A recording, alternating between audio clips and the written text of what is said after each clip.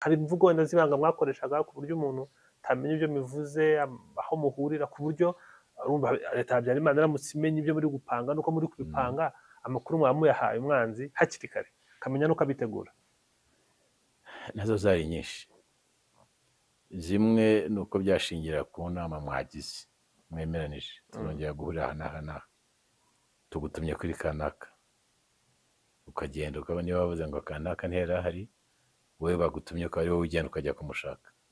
So ahanini communication yacu yabaga kuganira, kuvuga mu nama, kwandika byabaga bike ko ntibamenyaga icyanditseho gishobora kuba cyagera.